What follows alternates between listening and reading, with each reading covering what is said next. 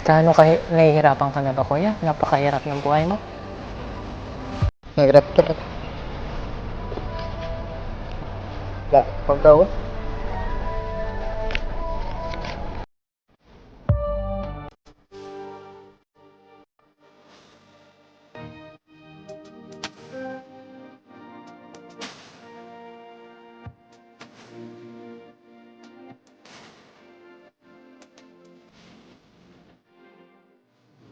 Magandang tanghali mga kailo, ngayon ay araw ng Sabado, January 16 at muli nating babalikan si Kuya Oliver kasama si Pugong Bihero at si Christian. Ngayon ay pupuntahan po natin si Kuya Oliver kung saan doon niya nilalagay yung mga kinakalakal niyang mga karton.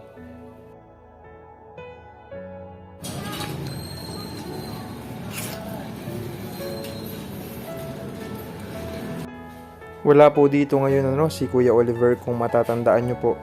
Noong unang pinuntahan ni Pugong Bihero itong lugar na to, dito natin nakita yung mga kalakal ni Kuya Oliver, particular yung mga karton, at ito yung kanyang gamit-gamit pangangalakal.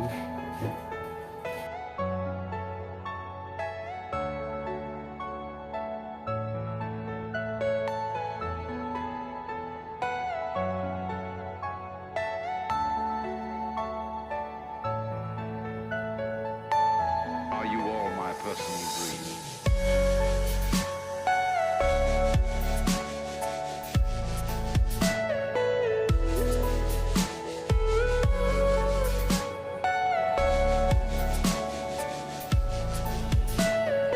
Everything you know is in your mind. Dito po muna tayo pumunta kung saan nagkakape si Kuya Oliver kapag hapon. So dito tayo magbabaka sakali na makita natin siya.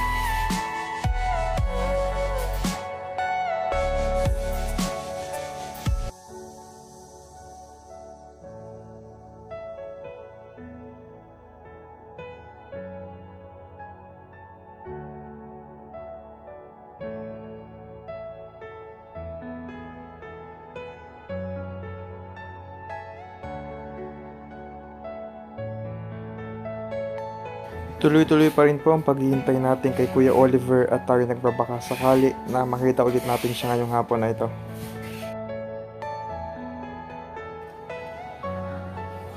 Ngayon po ay padilim na, tumidilim na po ang paligid, pero hinihintay pa rin po natin si Kuya Oliver.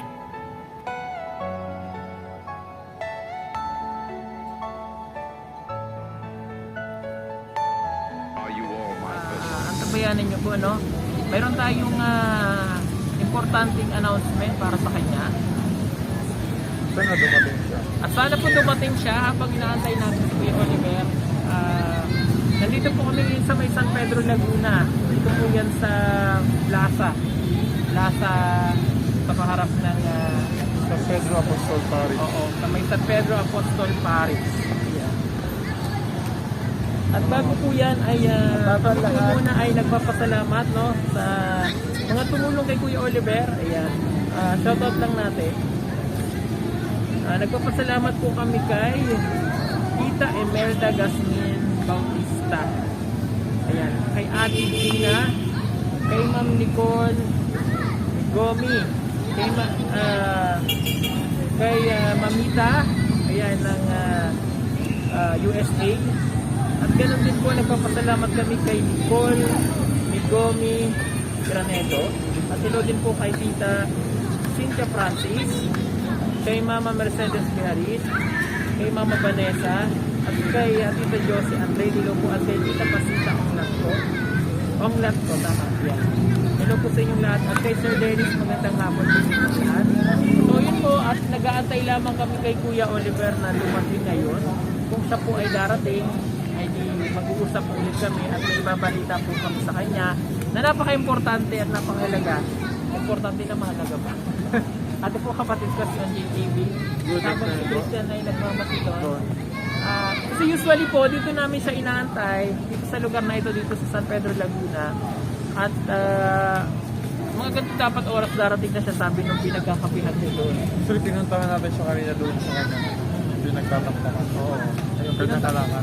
Pinuntahan po namin siya doon sa kanyang pinagtatambayan. Pero wala pa, no? Kasi dati, kung nag-stroller yung gamit niya, ngayon kasi yung gamit na niya, bisikleta.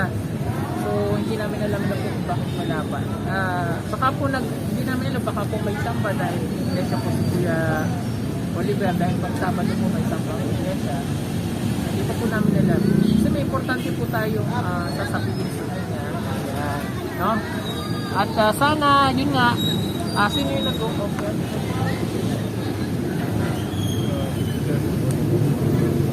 Kasi meron po tayong option para kay Kuya Oliver na gagawin, no? Since gusto niya pong bumalik ng Pasig para doon daw po siya maghahanap buhay. Kasi nga on 26 daw ay papalayasin na siya ng kanyang ate. So pag pinalaya siya, ang pwede niya lang gawin daw, bumalik na siya ng Pasig kasi pwede siyang magtinda-tinda na lang ulit doon. Pero yun pa rin, nasa kalsada pa rin siya. So ngayon, meron po sa ating tumulong at shoutout po kay Mami Hilda. And napakadami pong gustong tumulong sa kanya. Meron pa tayong isang kababayan na gustong tumulong sa kanya. Libre siyang patitirahin doon po sa Tagaytay. So ito po yung gusto natin sabihin sana kay Kuya Oliver na titira siya doon sa Tagaytay, walang siyang babayaran, papatirhan sa kanya ng libre yung bahay. And ipapaalam natin kay Oliver sana at baka pumayag na din siya sa Tagaytay. At least meron na po siyang matutuluyan na bahay na talagang magiging komportable siya, hindi siya magpapagala-gala sa karsada kung saan siya abutin, doon na lang siya matutulog. No? Hinahanap ko lang kung sinuli. Ayan. So, antay lang natin, baka dumating si Kuya Oliver. Pero kung hindi po, we'll try to back na lang dito bukas, ganitong oras. Kasi baka iniisip ko kasi ngayon, baka po bumalik siya ng Pasig, nag-bike kanina, bumalik rin siya ng Pasig. Pero kasi kahapon, kung napanood niyo po yung vlog ko, ang naging usapan namin, 4 PM dito kami magkita. Ayan. Hindi natin alam eh. Hindi ko alam kung darating pa siya, no? So, panoorin niyo po yung vlog ko kahapon tungkol sa kanya. Kaya sabi ko sa kanya, Kuya Oliver, magkita tayo bukas ng San Pedro, dito nga po, mga alas 4 ng hapon. So, nag-okay naman siya. Kaya hindi ko po alam kung saan ulit natin siya. Kasi madalas, nakasalubong lang namin siya dati. Yan, kagaya kahapon, kaya nakapagbalag ako sa kanya. On the way kami papuntang sa bundok nung kinalulangita. Nadaanan ko siya, nasa kalsada, sakto. Ayun, kaya na-cover ko yung pagbablog sa kanya. Naibigay ko yung tulong natin sa kanya na galing naman po yun doon sa USA, no? Galing yun kay yung nagbigay nun yung from Long Beach, California. Ayan, salamat po sa inyo. Nagbigay po sa kanya ng 5,000 pesos. And meron pa tayo bibigay na tulong dito na galing kay Ma'am Imelda Gasmin Bautista, kay Ate Dina, at kay Mamita. Ayan, bibigay rin natin ito doon. Kaya lang yun nga, wala pa siya, no? PC, PB, and Christian. Ayan, hopefully makita nyo ulit si Kuya Oliver. Nimpa Carbon. Salamat po. Ayan, at hello, pinashoutout ko rin po pala muna. Ito. Pasensya na po kayo ha, magbabasa lang tayo ng ano. Mga liha. Sa inyong kadeli. Ayan, nasa na ba? Ayan. Kay Ma'am Leonora Hawkins, shoutout po sa iyo. Kay Tita Marisa Pirata, ayan na napakabait. Kay Day Bundang, Habibti ng USA, Maria Bianca Macaranas. Kay Tita Gisosa C. Kay Ma'am Senya ng Marikina. At kay Richard Bear, kay gano'n din kay Sir Richard Crisostomo. Yung si Mama Mari Aluch. Ito yung si Mami message ni Ma'am na gustong Ayan, shoutout po kay Ma'am Marie Aluch ata, no? Aluch? Hindi ko alam kung Ayan, siya po yung nag-o-offer para kay Kuya Oliver kung gusto niyong tumira ng Tagay, tayo patitirahin daw po niya. Ayan. Kaya gusto natin makausap ni si Kuya Oliver.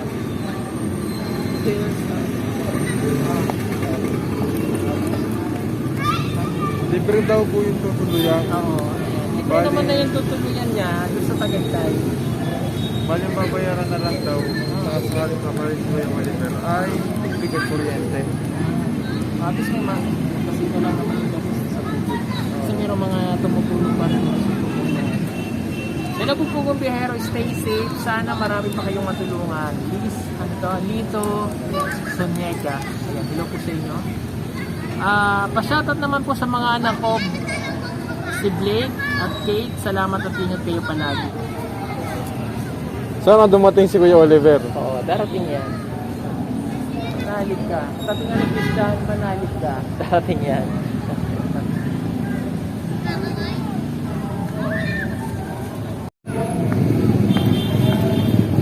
So sisilipin ko lamang po kung andito na si Kuya Oliver sa kanyang pinagkakapihan. Diyan po nagkakape si Kuya Oliver kapag kahapon.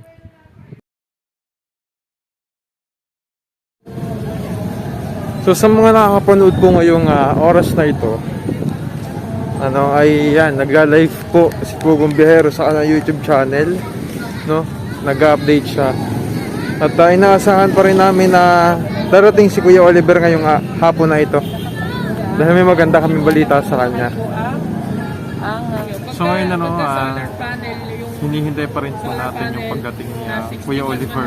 At kasulukuyang nagla-live ngayon si Pugong Biyahero habang hinihintay namin si Kuya Oliver. Sana dumating siya ngayon dahil may maganda kaming balita sa kanya. Pag dito sa Metro Manila, dahil magsasamba Magsasamba siguro si Kuya Oliver. yun. Hindi ka siguro niya gumaganon muna siya. Ayan, okay. Okay, at least nandito po si Kuya Oliver. Ayan. Nakita natin si Kuya Nakita Oliver. natin. Pero yun nga, hindi pa natin siya nakakausap. Antayin lang natin na magsisimba po siya, magsasamba. Na mamaya. Alas 7 yata yung Oo sambay. nga. Pero bakit pang aga? Siguro may pupuntahan pa si Kuya Oliver. Alas 6 kasi. Maaga talaga yun. Sige, hintayin pa rin natin si Kuya Oliver kung siya po ay dadaan dito. Alas 6 na po. Nakita daw po ni Christian si Kuya Oliver. So, na dumaan. Siguro papunta siyang samba. Magsasamba siya dahil may samba sila ngayong araw na to. At kinausap siya ni ni Christian. Kaya lang, hindi daw siya pinansin. Siguro ayaw magpastorbo ngayon ni Kuya Oliver dahil sasamba nga.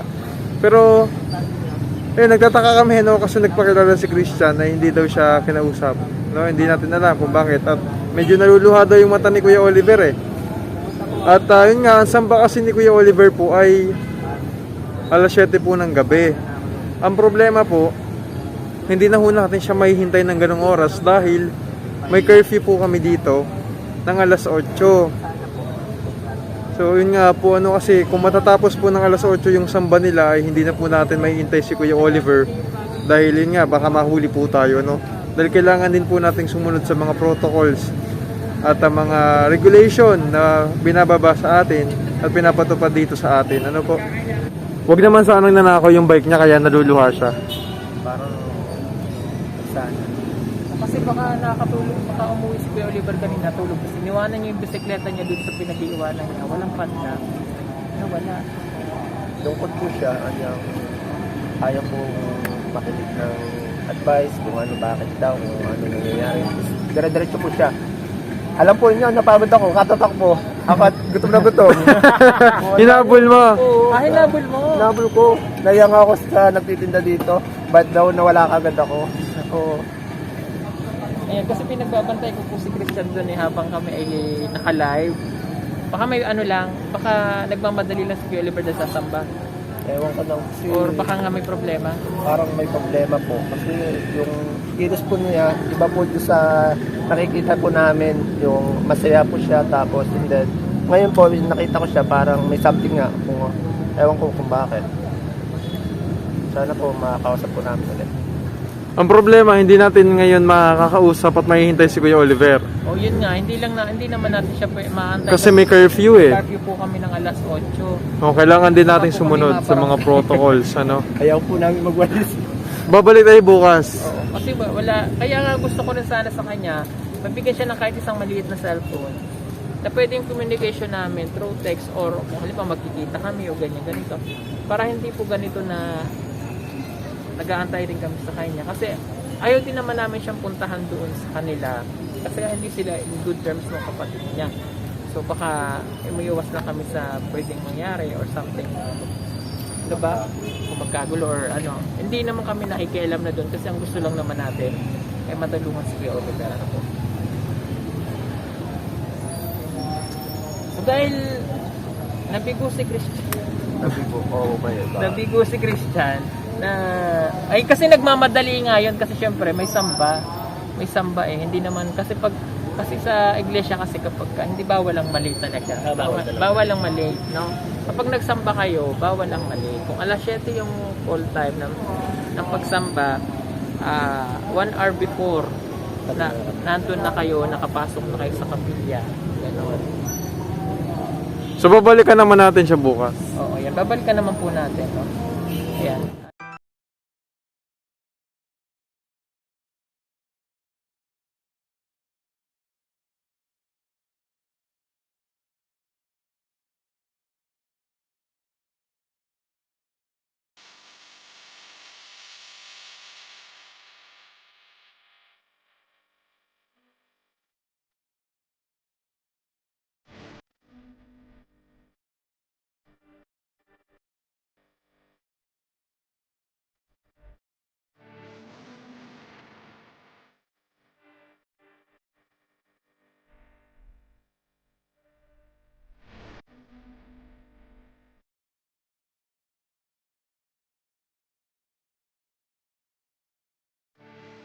So yun na, dahil gabi na, no, tayo ay nauwi na rin po at babalikan na lang natin bukas si Kuya Oliver dahil yun nga samba niya po ay alas 7 ng gabi at malamang ayun po ay matatapos ng alas 8.